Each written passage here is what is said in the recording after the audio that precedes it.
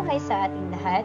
Isang karangalan at tuwa na ako'y pinagkatiwalaan ng Liano High School upang maging isang resource speaker ninyo sa araw na ito. Ako ang inyong lingkod, Ginang Annabel Rodriguez Urbano, mula sa San Gabriel Elementary School sa Division ng Quezon City upang talakayin ang aking paksa na pinamagatang Combating Harassment, the Impact of the Safe Spaces Act. Ang batas na ito ay naglalayong protektahan ang mga tao laban sa gender-based sexual harassment sa mga pampublikong lugar, online, sa trabaho at sa mga institusyong pang-edukasyon. At sa sanay, kabilang sa mga halimbawa ng gender-based harassment sa pampublikong lugar ay ang catcalling, wolf whistling at mga hindi kanais-nais na komento o puna sa itsura ng isang tao. Mahalagang malaman ng lahat ng ito dahil sa mga sumusunod na layunin. Una, proteksyon sa karapatan ng bawat tao. Layunin ng batas na ito na protektahan ang dignidad at karapatan ng bawat tao laban sa gender-based sexual harassment sa mga pampublikong lugar, online, sa trabaho at sa mga institusyong pang-edukasyon. Pangalawa, pagpapalawak ng saklaw ng proteksyon. Nilalayo ng Republic Act 11313 na palawakin ang saklaw ng proteksyon na hindi lamang limitado sa mga lugar ng trabaho at paaralan, kundi pati na rin sa mga pampublikong lugar at online spaces. Pangatlo, pagbibigay ng malinaw na definisyon at parusa. Ang batas na ito ay nagbibigay ng malinaw na definisyon ng mga uri ng gender-based harassment at ng mga pagpapatupad ng karapatang parusa para dito upang mas madaling may tupad at masigurong may pananagutan ang mga lumalabag. Pang-apat, pagpapaigting ng kamalayan at edukasyon. Layunin din ng batas na ito na magbigay ng sapat na kaalaman at edukasyon sa publiko tungkol sa gender-based harassment upang maiwasan at malabanan ito. Paglikha ng ligtas na kapaligiran. Sa pamamagitan ng pagpapatupad ng batas na ito, inaasahang makakalikha ng mas ligtas at mas pantay na kapaligiran para sa lahat, anuman ang kanilang kasarian o pagkakakilanlan.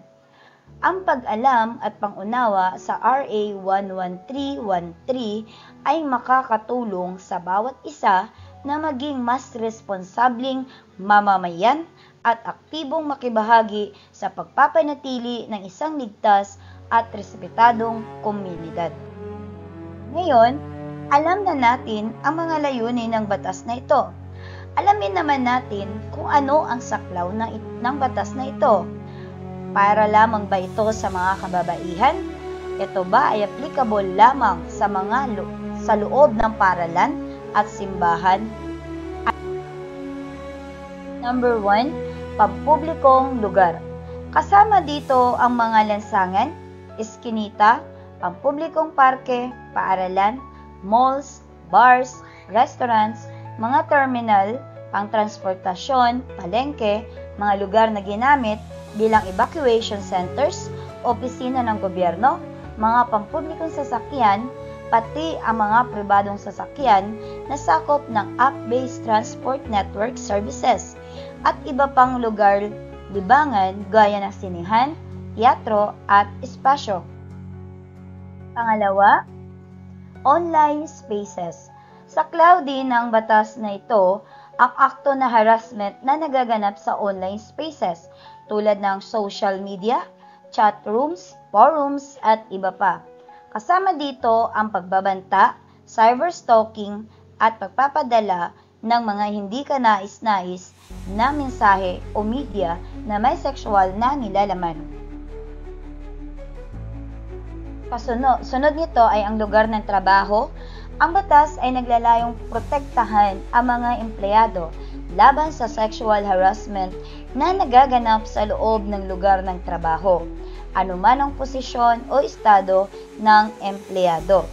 Mga institusyong pang-edukasyon at pagsasanay. Saklaw din ng batas ang mga paaralan at mga lugar ng pagsasanay upang masiguro na ang mga estudyante at trainees ay protektado laban sa anumang uri ng harassment. Tandaan natin na ang RA 11313 ay nagbibigay ng malinaw na definisyon at parusa para sa iba't ibang uri ng gender-based harassment upang masiguro ang kaligtasan at dignidad ng bawat isa sa iba't ibang aspeto ng kanilang buhay. Narito ang ilan sa mga halimbawa ng ano-ano ang mga gender-based harassment sa pampublikong espasyo.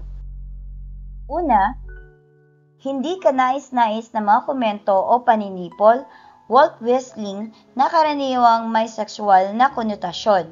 Pangalawa, unwanted invitations. Mga imbitasyon na hindi hinihingi at hindi kanais-nais. Halimbawa, anghat mo naman, pwede ko bang hawakan?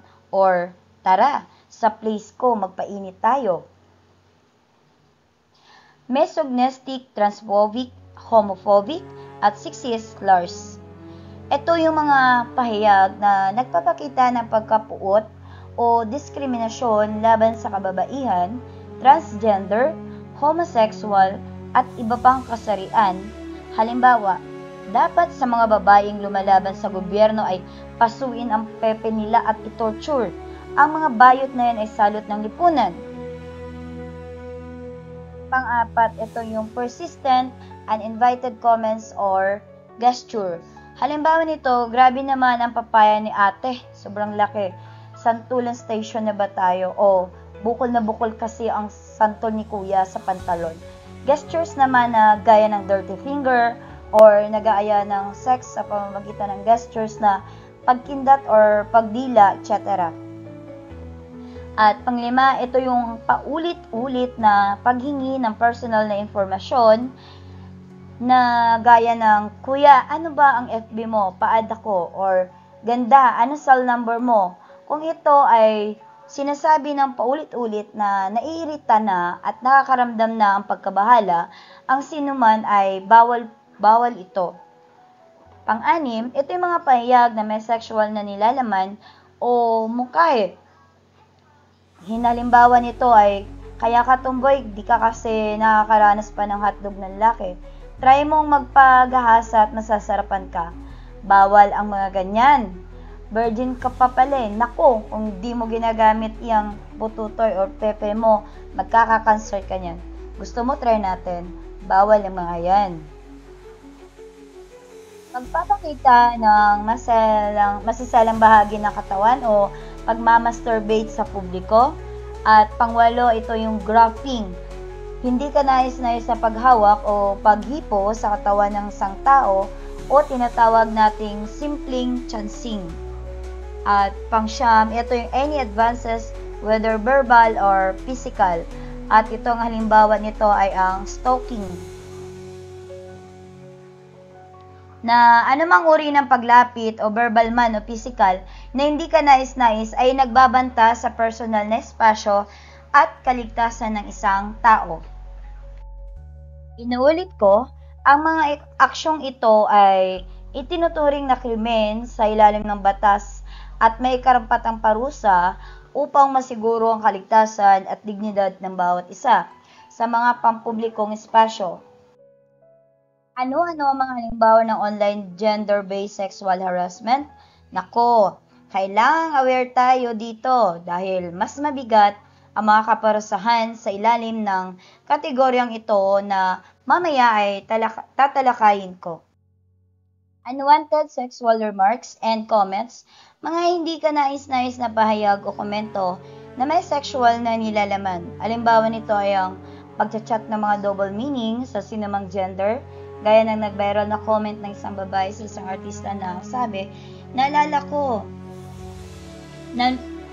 noon na halos magkaedad lang tayo, nag-lock ako ng kwarto para lang ikuskus sa rosas ko, taas baba ang picture mo na nakagrip. Mas mabigat ito kung ipinost ito sa public comment at hindi private chat. Threats, mga pagbabanta na maaaring magdulot ng takot o pangamba sa kaligtasan ng isang tao.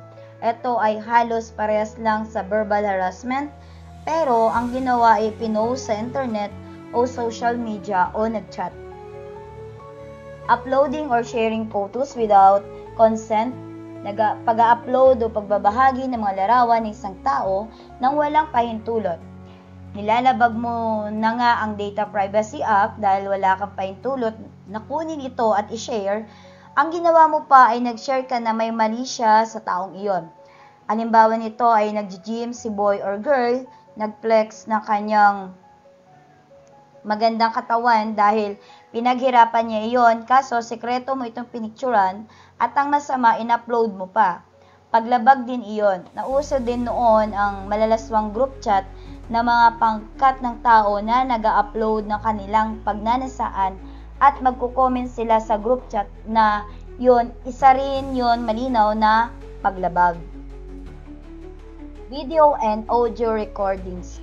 Pag-upload or pagbabahagi ng mga video audio recordings na may sexual na nilalaman na walang pahintulot. Maraming sumikat na artista dahil sa kanilang mga skandal.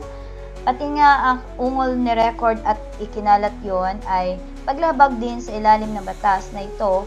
Kaya ang aming pakiusap, kung gagawa ng pagminiig o sex, sana huwag na lamang itong i-record at mas lalong huwag i-upload kahit ito ay naka-only me lang or naka-restricted dahil ang general principle ng mga cyber experts, anuman ang iyong in-upload ay mahirap nang i-delete. Ano-ano ang mga parusa sa lalabag sa RA 11313? Nahati ito sa 4 na kategorya. Ito ay ang verbal, demonstrated, harassment proper, at online. Tara, isa-isahin natin. Kung verbal gender-based sexual harassment, unang paglabag, multa na 1,000 pesos, 12 hours na community service at pagdalo sa isang gender sensitivity seminar. Pangalawang paglabag, 6 to 10 days na pagkakakulong o multa na 3,000 pesos. At pangatlong paglabag, ito yung 11 to 30 days na pagkakakulong at multa na 10,000 pesos. Sunod naman kung ito ay demonstrated gender-based sexual harassment, unang paglabag ay multa na 10,000 pesos, 12 hours na community service, at pagdalo sa isang gender sensitivity seminar. At pangalawang paglabag nito ay 11 to 30 days na pagkakakulong o multa na 15,000 pesos. Pangatlong paglabag dito ay 1 month at isang araw hanggang sa 6 na buwan na pagkakakulong at multa na 20,000 pesos. Kung ito naman ay gender-based sexual harassment through stalking and sexual advances, unang paglabag ay 11 to 30 days na pagkakakulong o multa na 30,000 pesos kasama ang pagdalo sa isang gender sensitivity seminar. At pangalawang paglabag, 1 month at 1 day hanggang 6 months ng pagkakakulong at multa na 50,000 pesos. At pangatlong paglabag, 4 months at sa 1 day hanggang 6 months ng pagkakakulong o multa na 100,000 pesos. Kung ito naman ay gender-based online sexual harassment, parusa nito ay 2 years and 4 months at 1 day hanggang 4 years at 2 months na pagkakakulong o multa na 100,000 pesos hanggang 500,000 o parehong pagkakakulong at pagbayad ng nasabing multa. Sabi nga sa kasabihan ni Iraqi-American activist and writer Zainab Salve, I firmly believe today that the only way to stop violence against women is to speak out and refuse to be silenced. Takot tayong lumaban o sumigaw kapag naharas tayo, mapalalaki, babae, bakla, tomboy, etc. Sinasabi na nila, bakit di ka sumigaw nung may nagubad sa harapan mo? O akala nila ganun kadali lang. Dahil kapag nasa sitwasyon ka na ganon, ay wala ka na rin magawa. Sa takot at shock. Isinabatas ito para matakot ang mga gumagawa ng mali at bigyang hustisya ang mga biktima ng gender-based sexual harassment. buo tayo ng support system. Yung mga nakaranas ng mga ganoon. Tara, sama-sama tayo at tulungan natin yung mga nashock o mga bagong biktima na aalalayan sila at huwag manahimik. Kapag nakaranas ng ganitong pangmumolestya, maaring makatulong sa iyo ang PNP Hotline 117 o 911, DSWD Hotline 88888, NBI Hotline 8523-8231-238, Local 02, at ang opisina ng Anti-Sexual Harassment Office ng Caloocan, Gender and Development Resource and Coordinating Office o GARDCO, 8th floor Caloocan City Hall South.